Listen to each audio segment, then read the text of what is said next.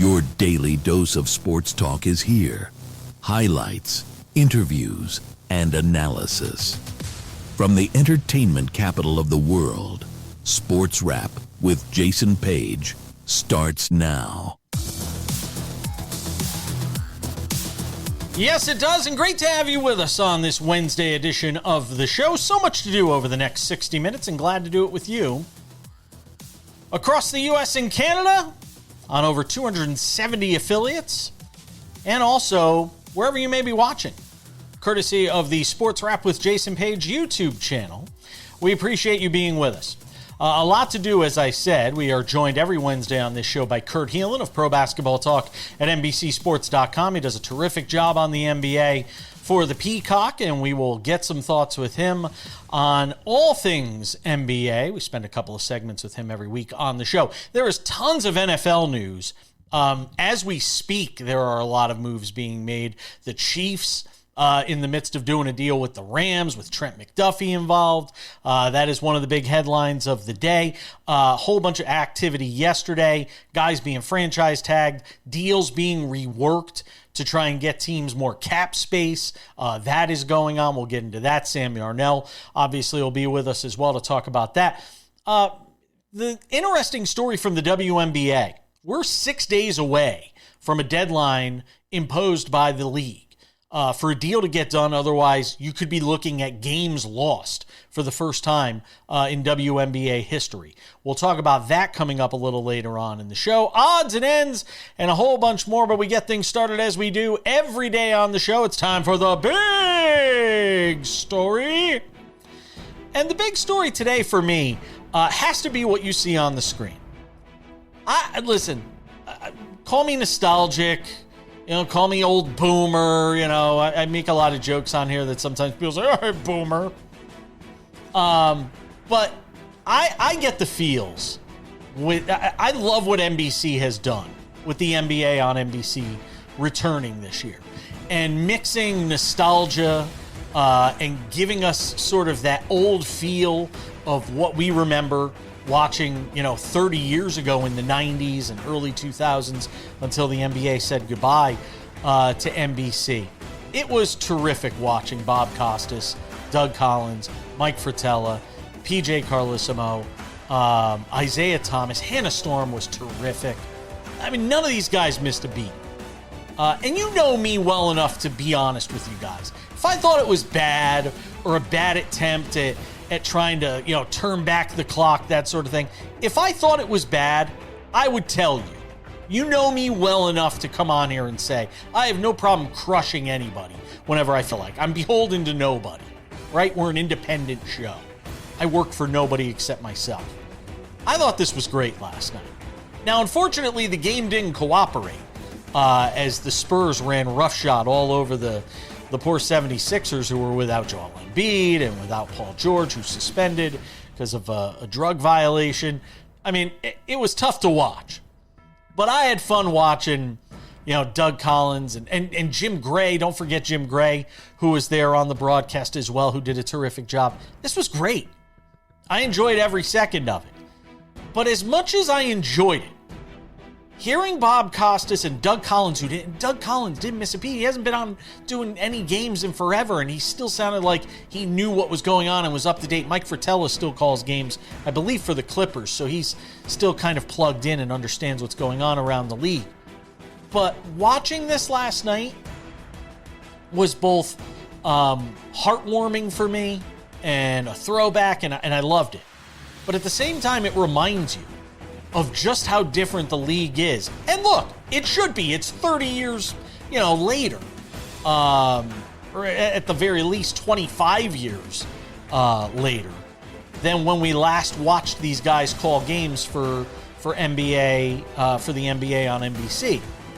But it does call to mind the fact that we are talking about such a different game with 7-footers out behind the three-point line. When the NBA on NBC departed in 2002, you didn't have 7-footers out there chucking up threes the way you see them now. You didn't have, 53 pointers in a game being shot up by teams.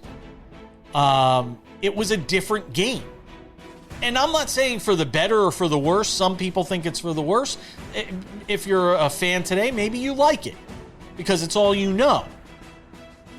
But to me, that was the thing that kind of, once I got past the, wow, it's Bob Costas and Doug Collins and Mike Fratello calling a game. Once you get past that and you listen to them calling the game and how many times they have to say, well, that wasn't going on 30 years ago, or that wasn't going on 25 years ago. Or, that sort of foul wouldn't have been called 25 years ago when the Knicks were beating the crap out of the Miami Heat, or the Knicks were beating the crap out of the Bulls, and these two teams were punching each other, and the Pacers at Madison Square Garden, and all these different things that were going on back then. It's a different sport. There's no getting around it. The game is different. The game has changed. The game has evolved. But it's the same you could say for every sport now. In the NFL, 30 years ago, you could take a quarterback's head off, and it was okay. In Major League Baseball, if Don Mattingly struck out 50 times in a year, that was a lot. Tony Gwynn and guys like that who didn't strike out a lot. Sports change. Sports evolve.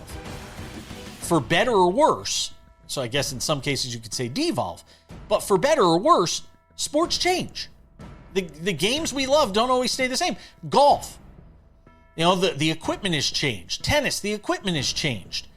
30 years ago in tennis, Americans were much more dominant than they are now in tennis.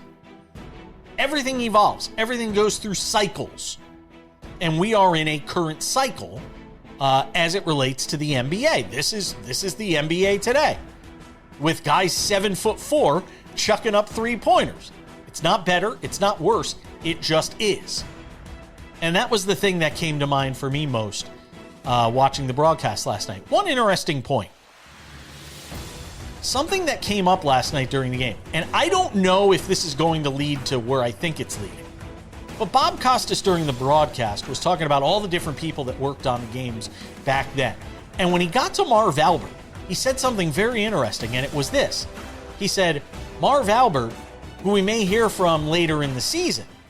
And it makes me wonder if there are plans for 87-year-old Marv Albert to come out of retirement for one night to call another game for the NBA on NBC. I don't care what it sounds like with Marv at 87. Give me that for one night.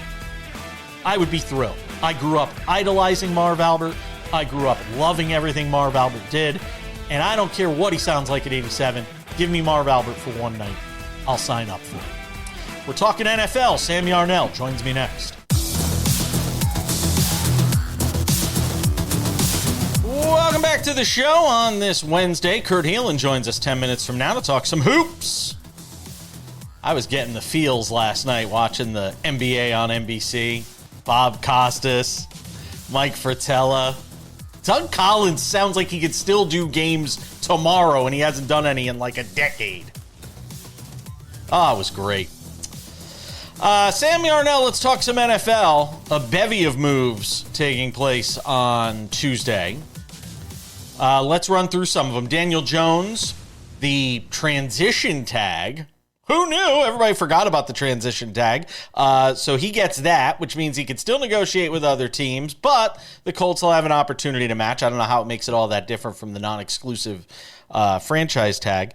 I guess it's a little less money they would have to pay him under this, I think, by about $6 million. Kenneth Walker not getting the franchise tag, which is very interesting. A little bit of Russian roulette there, if you will, being played by the Seahawks.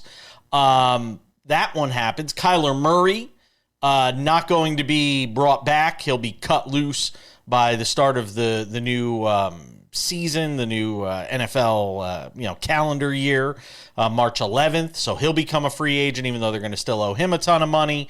And Breece Hall gets the non-exclusive franchise tag as well, meaning he can negotiate with other teams. But again, is somebody going to want to pay all that money, then give up 2 first-round picks? We'll have to wait and see. Of all the moves we just talked about there, and any more that you want to throw into it, which one surprised you the most, Sam? Jason, you mentioned the transition tag, and it led me down a little bit of a rabbit hole. I didn't realize the difference between the franchise and transition tag. I know, how disgraceful of me. Until just now, it's actually very interesting that it's essentially unrestricted versus restricted free agency, as we would consider it in other sports. And, you think about the situation that the Colts are in with Daniel Jones, and you scratch your head as to why they'd use a transition tag as opposed to like the Commanders, or then they were the Redskins, using the franchise tag on Kirk Cousins back in the day. And what makes the situation different? Well, in Daniel Jones' case, no one's going to take that bargain on Daniel Jones, or take that risk on Daniel Jones, take that gamble on Daniel Jones, risk a guy coming off of dual leg injuries, right? Paying him $30 million a year and locking him down for years to come. So it's interesting and a very smart move from the Indianapolis Colts to use the transition tag in Daniel Jones' case. The Jets tagging Breece Hall is such a head scratcher to me. And as much good as I think the Aaron Glenn led Jets have kind of done to try and combat the obviously horrible ownership situation that they're dealing with, and terrible, potentially worst in the NFL management situation they've got above them, the Breece Hall situation continues to get more confusing by the day. You got through this entire trade deadline where it seemed like a foregone conclusion he was going to end up a Kansas City Chief, and they decided to trade everybody, including their marquee cornerback who they had just paid, except they didn't trade Breece Hall. And now we get to the offseason and you're like, well, there's no chance. I mean, this is just, you take your losses, you lick your wounds, and you try to do better next season if you're the New York Jets. And then they go out and they guarantee him millions of dollars. It's just such a head-scratching move to me if you're a New York Jets team that needs to rebuild, needs to get new, younger faces in. They have just completely dropped the ball with regard to the entire Breece Hall situation, Jason. Now, the question becomes to me, when I look at all these different guys that have gotten tagged and could still potentially move, is there a team out there that's going to throw the bag at Daniel Jones and put the Colts in a difficult position of having to match? That's what I'm curious to see if that happens. Is there a team out there that's a Daniel Jones away from winning a Super Bowl? Somebody that says, look what Sam Darnold just did, and says, we can do that with Daniel Jones if only we decide to throw the bag at him. That's what I want to see. Is that team out there? I would have thought that was more plausible in a pre-Daniel Jones injury world, right? If Daniel Jones weren't coming off of these just, like, quite frankly, he played weeks with a broken leg in the National Football League this year. It's hard for a team to take a dozens of millions of dollars a year gamble to win now on league, a guy though, coming off of that. Because even if you did think you were a Daniel Jones away, that was the old version of Daniel Jones. You don't know what you're getting post leg injury. It is a lot. It is a lot to invest, but I'm just wondering who that team could be as I sit here and scan through sort of my brain. Boy, if it were next year, you know who it would be? If it were a year from now, you know who the team would be? Who am I thinking of? Read my brain. If it's a year from now. The Rams? No. Houston. Interesting. If you were Houston, you gave up on him, Daniel Jones would be the guy. Daniel Jones would be that guy. I don't think so. See, here's the thing, right? Because a year from now, I'm comfortable saying this. A year from now, the quarterback class is so good that I'd rather take a shot on a rookie. I'd rather take a shot on another rookie on a cheap deal than having to pay Daniel Jones, $25+ million a year. Just take a shot on him for a year, though. How about Minnesota? No. But again, I know it's what Daniel Jones offer me getting? Kyler Murray on a cheaper deal. I'll take that. 6 ways to Sunday. It's interesting. Because Kyler Murray's going to, if that were something you were considering, the other argument in that would be, well, we could have Kyler Murray for 1/10 of the price. Yeah, I'll take that. And a franchise tag that I forgot to mention that is interesting, just because we don't know how this situation is going to develop over the course of the next 5 months. George Pickens gets the franchise tag from Dallas amidst this trade request and wanting out and saying that he didn't want to be franchise tagged. This is just another brewing disaster for Jerry Jones, isn't it? Yeah, it feels like the typical Dallas Cowboys dumpster fire in the making. But they'll figure it out. Hey, $60 million of your cap right now as of next year is headed towards 3 players. A quarter of all of your salaries going on 3 players. And it might be more of it going towards 4 of them, because I mean, at the end of the day. So we'll see what happens there. That'll be, and we've still got the Max Crosby stuff that's kind of lingering out there. What if he becomes a Cowboy? I still am convinced he's staying with the Raiders. Trey Hendrickson will no longer be with the Bengals. We learned that as well yesterday. So there's what if he becomes a Cowboy? Why don't they just all go to the Cowboys? I love it. We're coming back with Kurt Helin next.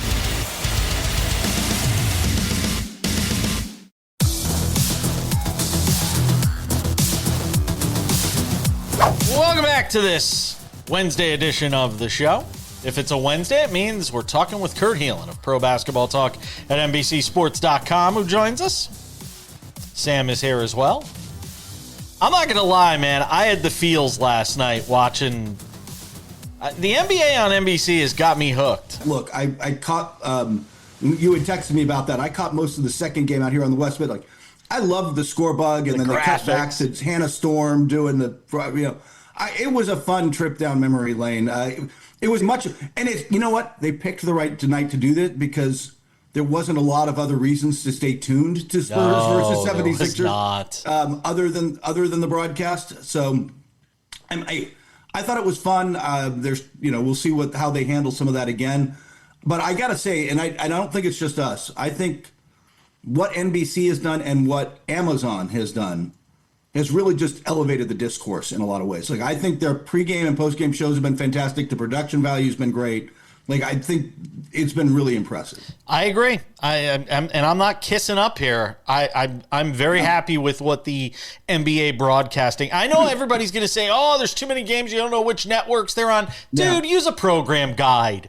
Seriously. They don't care and not for nothing, the NBA doesn't care if some 65-year-old doesn't know how to figure out where the game is. They don't want that guy anyway. They want the guy, who's a lot younger. Talking about Charles Barkley like that. God almighty. I'm just saying. Look, I think the fragmentation question is legitimate, but it's also welcome to the world today. Exactly. I genuinely don't know how you get around it with sports or a lot of other things. Everything's fragmented. So the Spurs bounce back, a good win for them. They had a bad loss against the Knicks. This game against the Sixers actually started out very similarly to the way it did against the Knicks, where they got out to a fast start. Philly came back, and then the Spurs put the hammer down. Do we want to pass this off as, hey, Wemby and those guys were just tired against the Knicks? Or is there something to be said for if we get a Knicks-Spurs finals, which, by the way, I think would be a very entertaining final. Sign me up for that. Ratings bonanza. If we get a Knicks-Spurs final, I think the Knicks can beat them. I think if you have Mitchell Robinson in there against Wemby for 7 games, I think the Knicks can beat the Spurs in a 7-game series. I don't think that was the best version of the Spurs, but I think what you saw in that game was some really smart tactics on how to deal with the challenges Wemby presents. Their X's and O's handling, their cross-court passing, their again, having Mitchell Robinson, having Cat out there, even though Cat didn't have a great game, really helps with their floor spacing and stuff. I thought, they hit their threes, which is a key. But I think Knicks showed that they can create some matchup problems for the Spurs. And I honestly would still take the Spurs in the series, but I think the Knicks make it much more interesting. And that's the kind of gritty team that succeeds in the playoffs. And that's really the question about, it's a question about Detroit. Well, not the gritty part, but can you succeed in the playoffs? Same with San Antonio. We haven't seen you do it. So we need we need that validation. I will say this real quick on Wemby. It is the stuff that doesn't show up in the box score. You know, when we talk about most valuable player and all this, and he's not going to win it, but his value on the court, I can't count how many times. I lost track how many times last night. Philadelphia getting into the lane and just his presence forcing them to kick the ball out, you know, for less opportune or lesser opportunities, if you will. I every time I watch, it's the stuff that doesn't show up in the box score with this guy, Kurt, that his dominance, it cannot be overstated, his impact on the game. And they've got, and I hope when they get to the playoffs, they play him more than 27 or 28 minutes. Yeah, I think you're going to see those minutes go up in the games that matter into the low to mid 30s. He just changes the geometry of the court, and much in the way you described, which is, it's not, I mean, did he average 3.5 blocks a game in February? Yes. But that's not, and the altered shots isn't it. It's the guys second guessing their decision. It's driving in and going, oh crap. And just having him there forces, you can't just lob it over to the dunker spot or some stuff they'd like to do. He's just too big, too long, and able to cover so much ground that he just kind of shuts everything down or makes it much more difficult.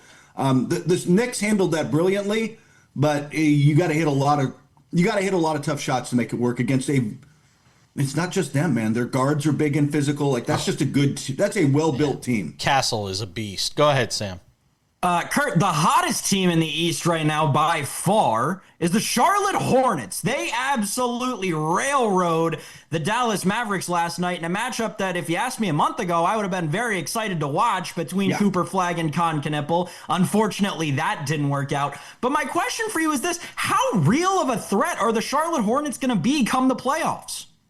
It's a good question. Look, they're probably not going to win their first round series, but it's going to be entertaining, right? They're going to get in. Like, first off, I don't think 6th seed, them getting, like, avoiding the play-in completely is out of the question.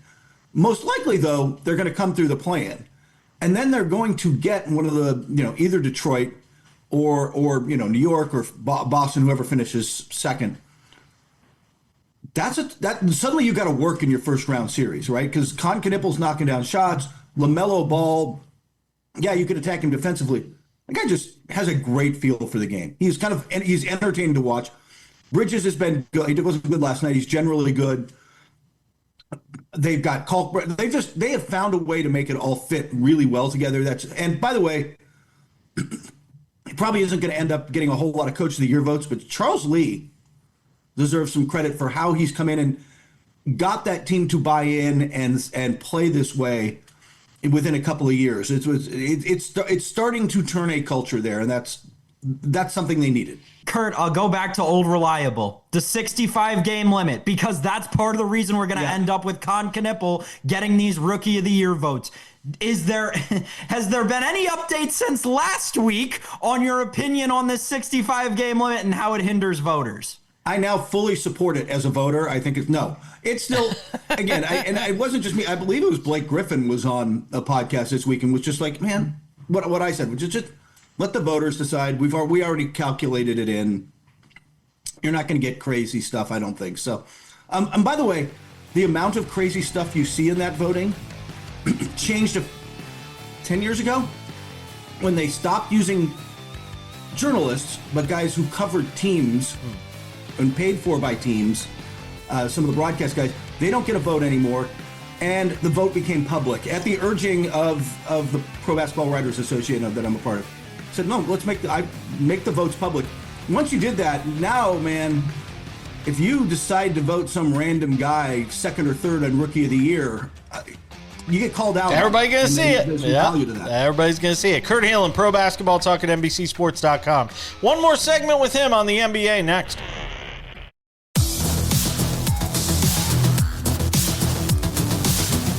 Another segment on the NBA with the one and only Kurt Helin of Pro Basketball Talk at NBCSports.com. By the way, we're now taking this segment, these two segments with Kurt every week and putting them into their own podcast, their own YouTube video as well. So if you just want Kurt, every week you could just have Kurt. What was that, I don't Kurt? think my wife will tune in, but no, you should. You should tune into those things. So anywho, you got JJ Redick out there saying, Luka Doncic showing me up on the court. That's typical. It's no big deal. Is he right? Is it no big deal? I mean, you've been to a number of games. Is this dynamic sort of a constant between them? I don't think it's a constant.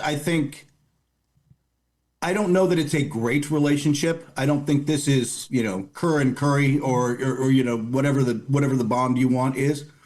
But I think what you're seeing with the Lakers, remember when that happened was the part of a 3-game losing streak where they had 3 ugly losses in a row. And I think on losing teams, you get star players and coaches kind of frustrated with each other. And Lakers and Laker fans are increasingly frustrated with Luka's lack of defense and just that game last night. I don't know how much of it you watched. Both teams, I think, between Zion and Luka, like every call was complained about. Everything. It's like it's kind of wearing on people a little. So I think it's wearing on JJ, but JJ's seat is hotter. So he's going to acquiesce here. But I don't think he's in trouble this season. But I think he and Rob Pelinka are on the clock. You got to make it work this summer. We got to see positive steps next year, or things might be changing. Of all the things we see in the NBA and potential changes, do you think there is a tipping point here when it comes to the league where they come out and they get more aggressive with guys arguing calls and officials having shorter leashes and being told, hey, enough, more technicals being handed out to stop this? Because the constant pounding for Karl Anthony Towns, Luka Doncic, all the usual suspects. Do you think there's a point where the league does something about it? It's a hard line to walk because nobody wants to just start handing out technicals. And part of the problem that they had, especially over the last few years, there's just been a generational changeover, some older refs that guys could talk to or that kind of knew when to pull, when you've crossed the line, and guys kind of knew where the line was with those guys.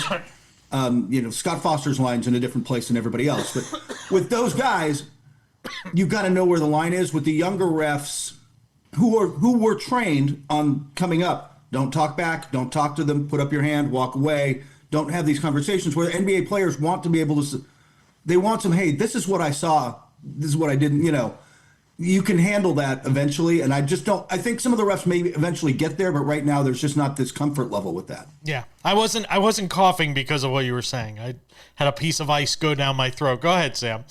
Whew. I might be out for the rest of I might be on the DL here. Are you all right, Jason? Do you need a minute? Go ahead. Okay. All right. Okay. Kurt, one of the funniest, I got to work some Wizards talk in here. One of the funniest things I've seen in the league this year is a player not even dressed for the game getting thrown out of it. That's what we saw out of Trae Young earlier this week. He's supposed to make his season debut, his Wizards debut, I should say, Thursday in DC, I believe. Yes. If I told you that there was a hypothetical line at the Sam Yarnell Sportsbook set, Trae Young over under 5.5 games played the rest of the season, which way would you tend to lean? Ooh. I would almost lean under unless and the first game's against Utah, so it's a tank-off game. If they win a couple of those, and they've won a little lately, if you start to win games, Trae's, you want to bet on the oblique or the hamstring, right? Like whatever it is, lower back, like whatever your injury of choice is coming up, and he's going to be out again. But if they can find a way to do that and not win games too much, then really, you've got to look. They've got a top 8 protected pick. They can't start winning. They can't afford to start winning, so they're not going to. And Trae can be part of the losing in limited minutes, or rest him, or only play him in the games. We can't play him all the time. We're only going to play him against Oklahoma City and San Antonio and Detroit and, the games you're going to lose anyway. Sam, I know you want to get to the Terry Rozier stuff, so go ahead. There's more. There's obviously a status hearing going on in that massive poker case off the court, Kurt. Chauncey Billups, obviously Terry Rozier also involved in it, but Chauncey Billups involved in it as well, could potentially enter a plea deal as early as Wednesday. If that happens, what would you say the chances are that we see Chauncey back at the end of the bench for the Trailblazers by the end of the season? Zero. There's the PR on that would be even if he were exonerated in some way. I think the PR on that would be rough. And frankly, I don't know that he'll have an on the bench job in the NBA again. Wow.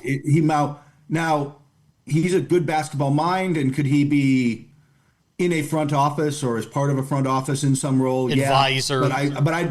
But I would be anything that would have him forward facing in a serious way. I don't think you're going to see again. Wow. That's saying.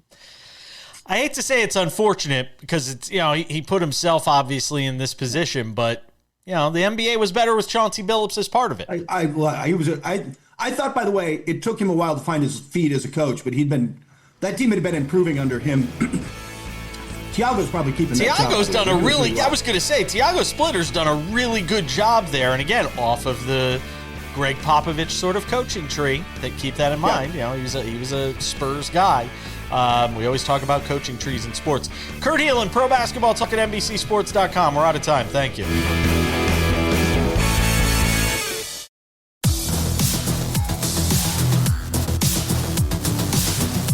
Odds and Ends wraps it up 10 minutes from now. But first, Sam Yarnell, let's talk about the WNBA. Are there cracks forming within the WNBA players as it relates to it's 6 days until this March 10th deadline that the WNBA is set, where the league could lose games from the upcoming season. We need to get a deal done. Kelsey Plum, Breanna Stewart, I believe, a couple of players that are not thrilled with the communication or lack thereof between themselves and those at the top of the Players Association, basically the attorneys in the room, who are trying to negotiate a deal. Kill all the attorneys! Trying to negotiate the deal here with team owners, WNBA team owners, and obviously the league's commissioner, Kathy Engelbert, who's obviously involved. So you've got Kelsey Plum, Breanna Stewart. I don't know how the entire collective of WNBA players feels, but Kelsey Plum's like, look, the deal's good. Let's get this thing done.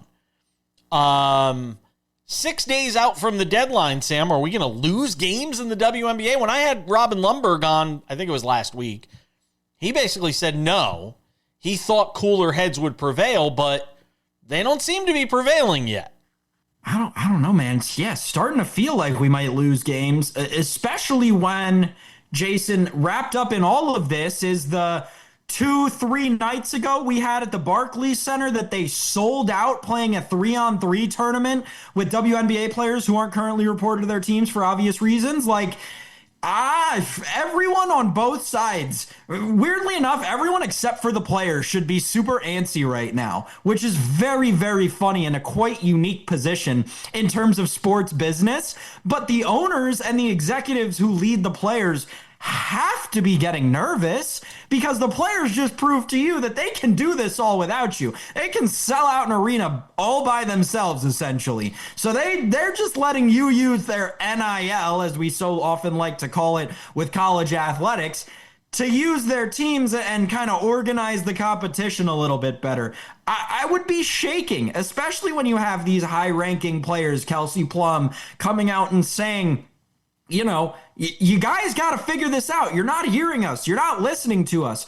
I also think that there's an element, Jason, of all of this that needs to be translated over to Major League Baseball. There need to be Major League Baseball players taking note of, and Major League Baseball Players Association executives, for that matter, taking explicit note of what is happening in the WNBA and saying, this is exactly what we cannot let happen in a few months. We all have to be on the same page. We all have to be equally represented, because when you come to a bargaining table and you're one side of of that negotiating party, right? And you're not even all on the same page about what you're negotiating for. Everyone out there knows, everyone out there who's done any sort of business understands the havoc that can wreak on the deal that's being done. This is turning very messy very fast. I'm going to say something, and I've said this before. And I'm not trying to scapegoat this person.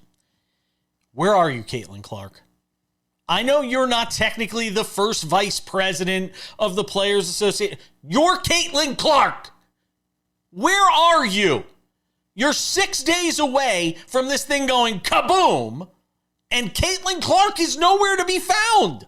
The breadwinner for the WNBA, the cash cow, moo, for the WNBA. Where is Caitlin Clark? That's what I can't wrap my head around here. I don't get it. I don't understand how the face of your league could be so absent in this moment of peril for this league. And I know she doesn't want that role. Too bad. You've got to take that role right now. But the question is she qualified enough for that role? I know that she's great at basketball. I understand that. Does she understand the business workings of the WNBA and how that relates to the players as much as Kelsey Plum, for instance, who's been in the WNBA through CBA negotiations, right? And has seen this all unfold and what it can do for the players and what changes need to be made. My point is, while Caitlin Clark, I think, is great for the WNBA and great as a face of the league, I don't know if she has the business acumen, and I don't know if she's been in the WNBA long enough to know what the WNBA needs. That's not any sort of a slight against her talent or her accomplishments or any of that. It's simply she's had, 2 seasons in the WNBA? That's simply not long enough working anywhere, in any job, to understand the fundamental changes that need to be made organizationally. There's something to be said for that, but still, I still want her at least in the room. Just as a presence. I get that. Just as a presence, this looming figure that is the face of your league that has helped to bring so much of this economic push for the WNBA. The TV contract, all that stuff. It just blows my mind. And to put this into perspective right now, Kalshi has a market on this because they have a market on everything.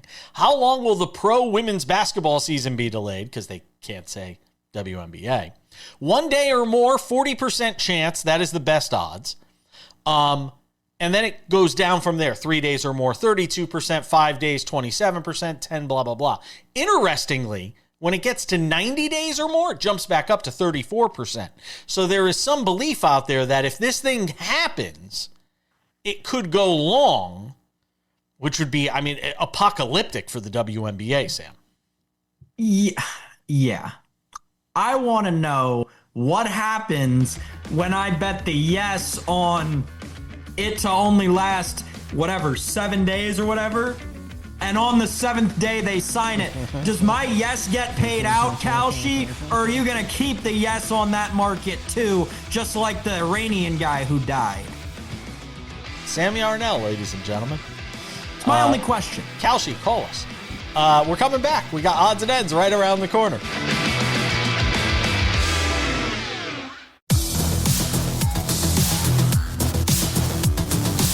Just about time to put the wraps on this baby. But before we do, a couple of reminders.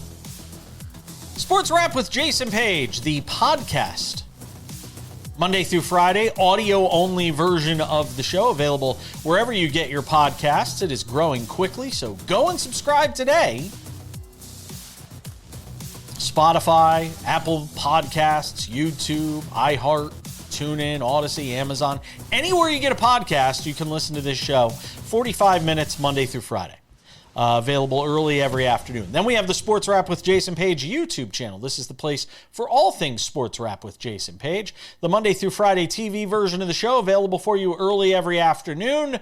45 minutes commercial free, waiting there for you like a hug from a warm friend. Go and check it out. Sports Wrap with Jason Page YouTube channel. Also available on our YouTube channel clips from the show, extended conversations, SportsWrap shorts. These are 1 to 3 minute long videos. News breaks. Breece Hall gets a deal with the Jets, or who knows, maybe Max Crosby gets traded or signs with the Raiders. Boom, we're right there on SportsWrap shorts on our YouTube channel. Always live there. Monday through Friday, Saturday, Sunday, you name it, we're there. SportsWrap Shorts with Jason Page, also available on our TikTok, SportsWrap Jason Page, and on our Instagram, SportsWrap Jason Page. And now, without any further delay, on this Wednesday edition of the show, it's time for some odds and ends. Odds and ends, Sam Yarnell. Let's just throw a bunch of stuff at the wall here in this final segment. Miami of Ohio, 30-0. Take that, Bruce Pearl. Miami of Ohio might be the only undefeated team going into the NCAA tournament, Sam Yarnell.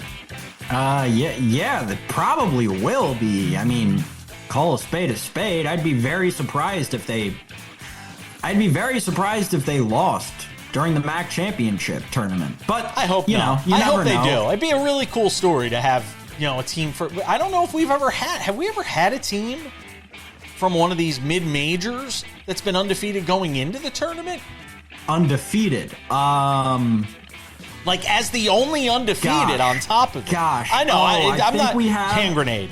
And I can't think of it. Oh, and I think I was just talking to somebody the other day about it, and that's going to kill me that I can't remember it. Yeah.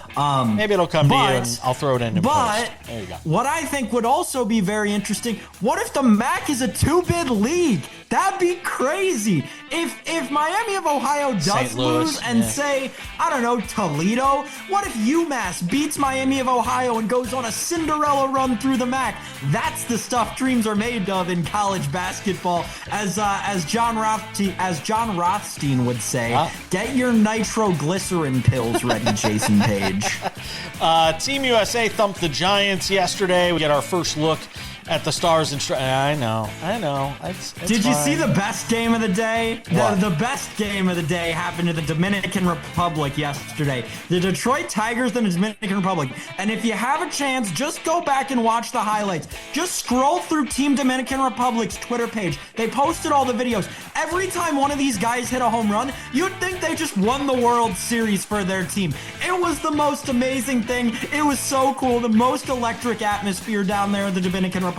It was so joyous to watch, man. It's what we live for when we watch baseball. I can't even put it into words. You just have to go watch it. Okay. I will.